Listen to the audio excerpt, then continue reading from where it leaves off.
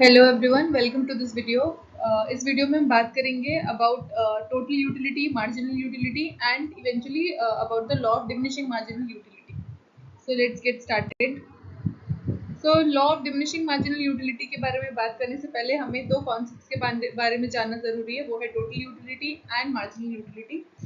And before all this, ये जो law of diminishing marginal utility आता है वो आता है under the cardinal utility analysis. Okay, so there are two analysis of two approaches of utility. पहला है हमारा कार्डिनल, दूसरा ऑर्डिनल। सो कार्डिनल जिसके अंदर ये कॉन्सेप्ट होता है कि यूटिलिटी जो है वो मेजर की जा सकती है।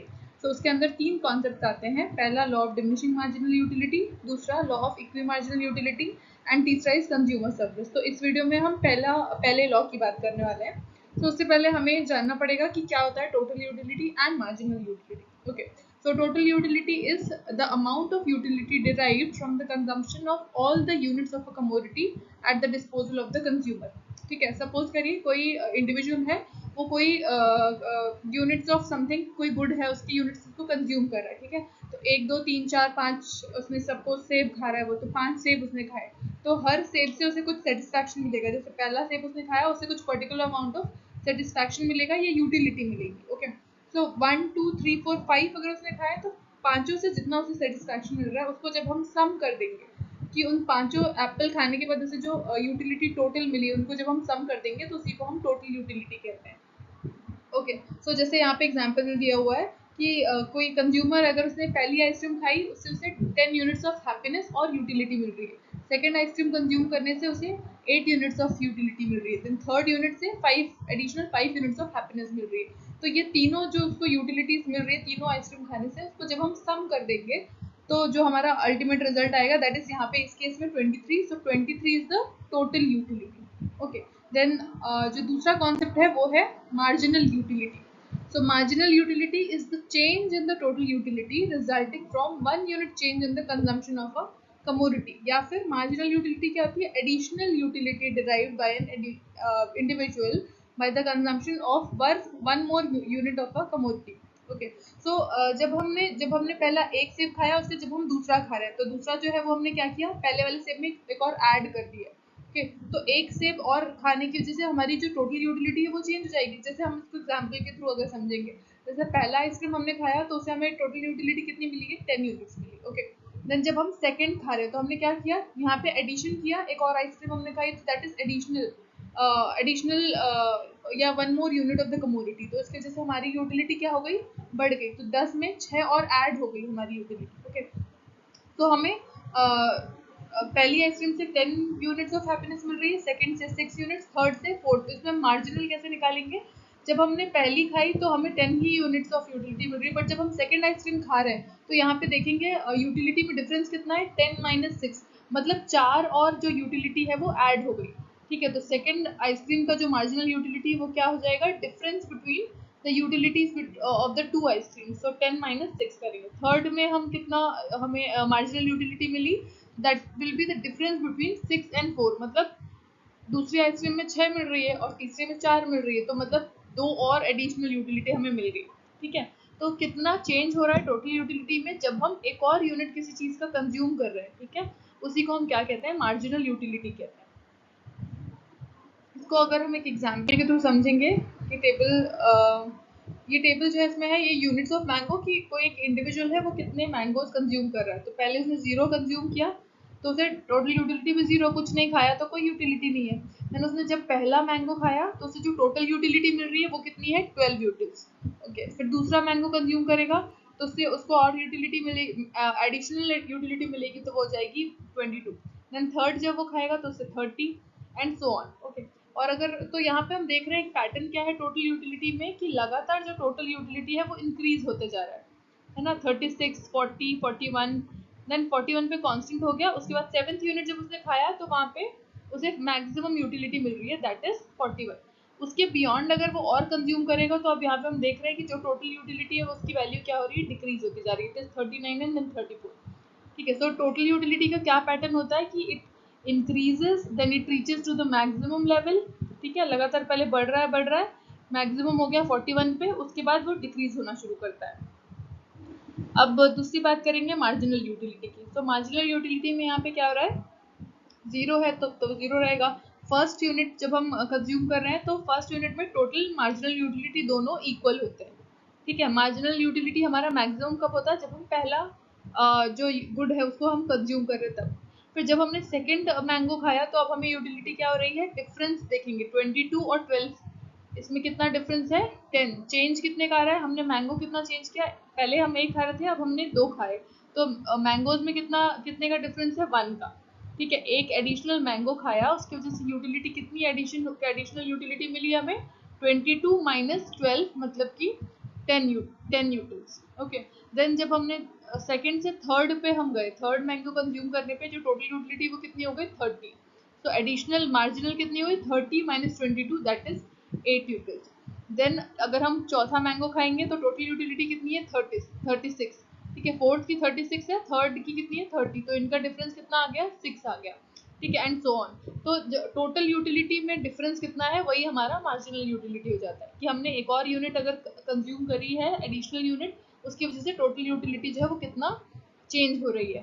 तो मार्जिनल यूटिलिटी में क्या पैटर्न दिख रहा है कि ये लगातार डिक्लाइन हो रही है।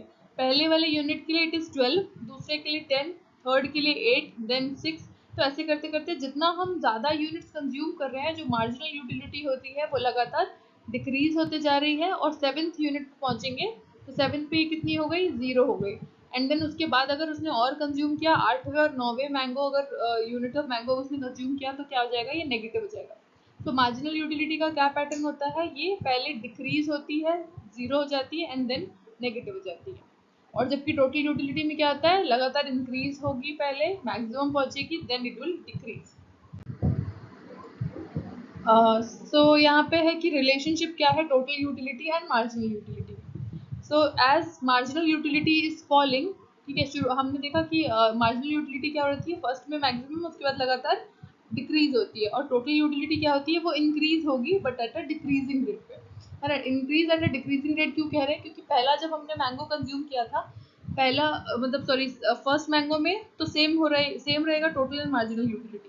जब हम सेकंड कंज्यूम कर रहे हैं तो वहाँ पे हमें एडिशनल कितना मिला 10 यूनिट्स, बट उसके बाद जब हमने और एडिशनल एक और थर्ड मैंगो खाया तो कितना हुआ 8 यूनिट्स, मतलब टोटल यूटिलिटी में इंक्रीज तो हुआ है बट उतना कम रेट पे। पहली बार में वो 10 टाइम्स बढ़ गया, दूसरी बार में वो सिर्फ 8 पे ही बढ़ा, okay.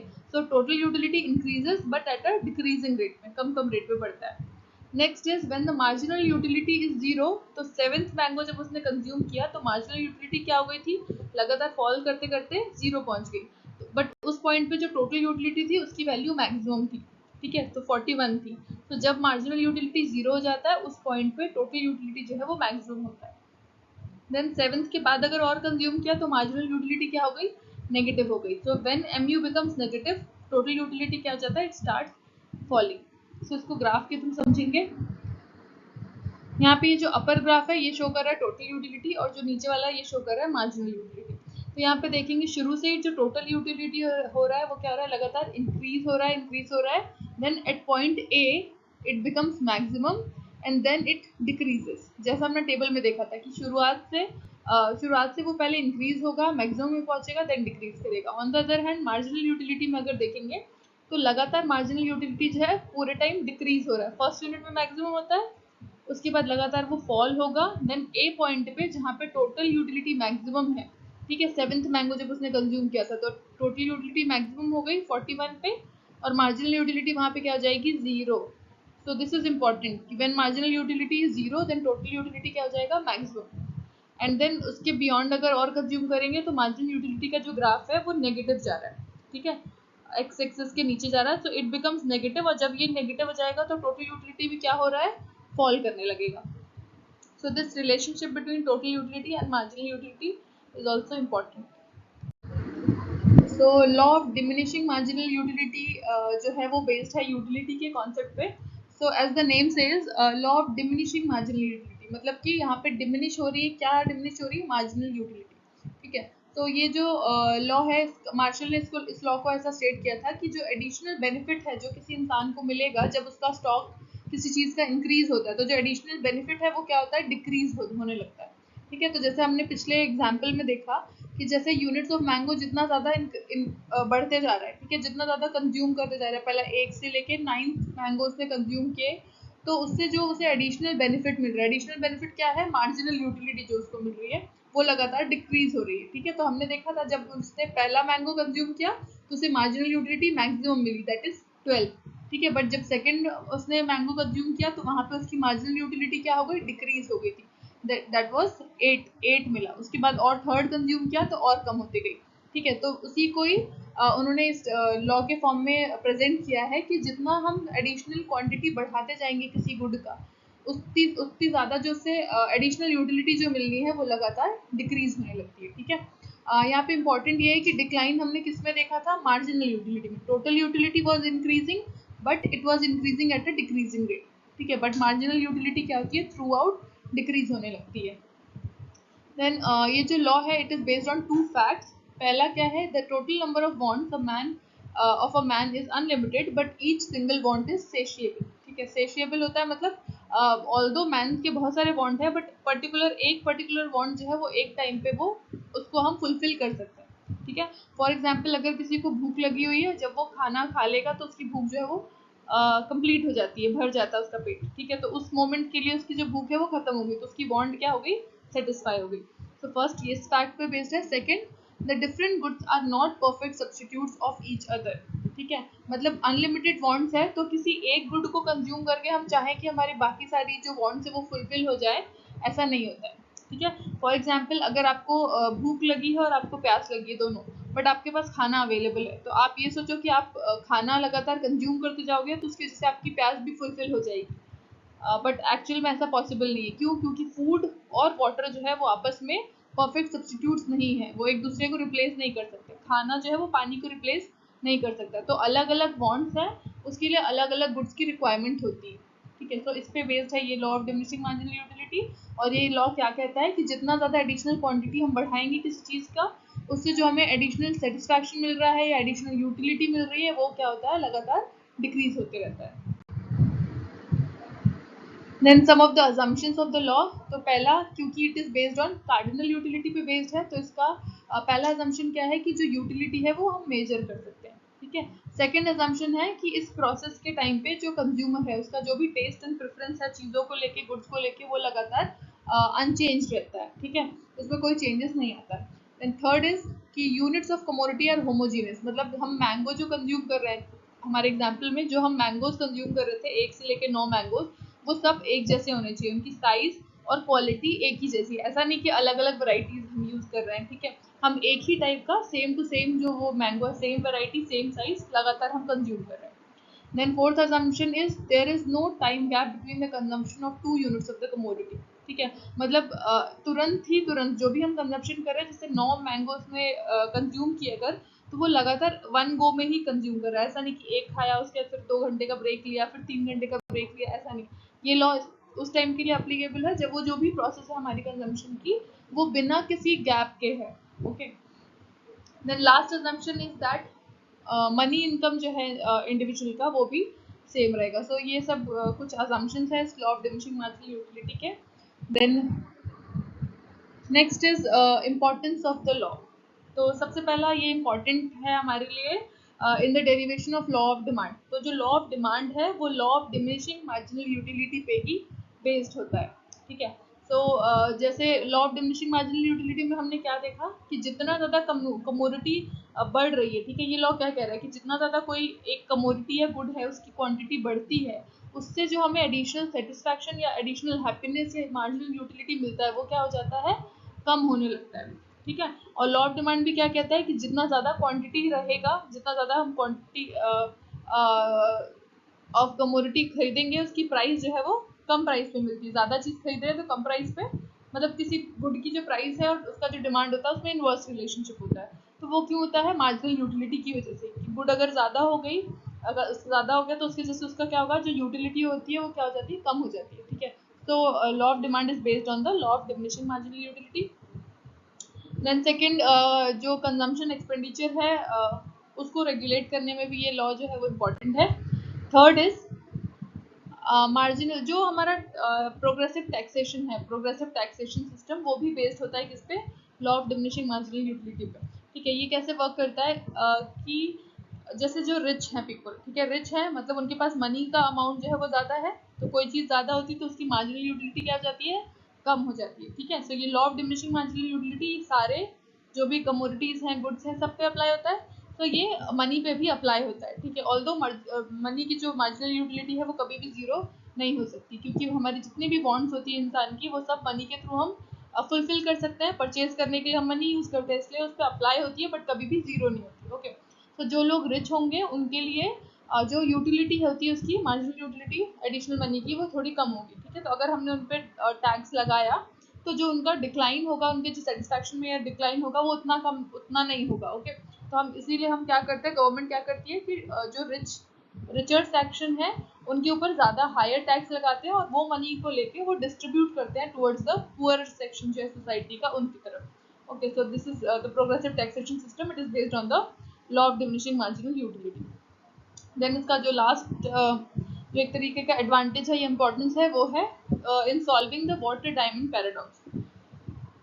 So water diamond paradox जो है वो उसका एक्चुअली में वो ये कहना चाहता है कि जैसे वाटर है वो बहुत ज़्यादा यूजफुल होता है, बट उसकी प्राइस क्या है, जीरो होती है, उसकी प्राइस ऑलमोस्ट नेग्लिजिबल या जीरो होती है। ठीक है, एंड डायमंड जो है उसका यूज़ इतना ज़्यादा नहीं है। ठीक है, उसकी लोगों को यूटिलिटी उतनी ज़्यादा नहीं है, बट तो भी उसका प्राइस जो है वो बहुत ज़्यादा हायर होता है। ठीक है, तो ये कॉन्सेप्ट किस चीज़ पे बेस्ड है, तो ये सॉल्व करने में भी जो law of diminishing marginal utility है वो बहुत ज़्यादा हेल्पफुल है। क्यों? क्योंकि इस लॉ के हिसाब से ये होता है कि जो भी प्राइस होती है किसी भी कमोडिटी की, ठीक है, कोई भी मार्केट में जो प्राइस होती है कमोडिटी की, वो उसकी मार्जिनल यूटिलिटी से डिसाइड होती है, ना कि उसकी टोटल यूटिलिटी से। ठीक है, जैसे कि वाटर डायमंड पैराडॉक्स में क्या है कि जो वाटर है उसकी जो टोटल यूटिलिटी है, हमारे लिए जो टोटल यूज है वो बहुत ज़्यादा है।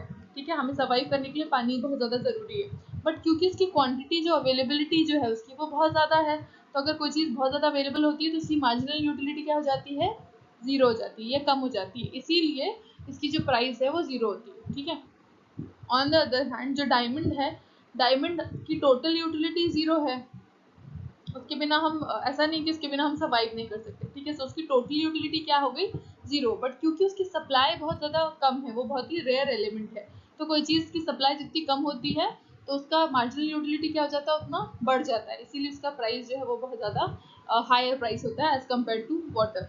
सो this was water diamond paradox, तो ये भी बेस्ड होता है on the law of diminishing marginal utility. So this was all about this topic. I hope it's clear to everyone. Thank you.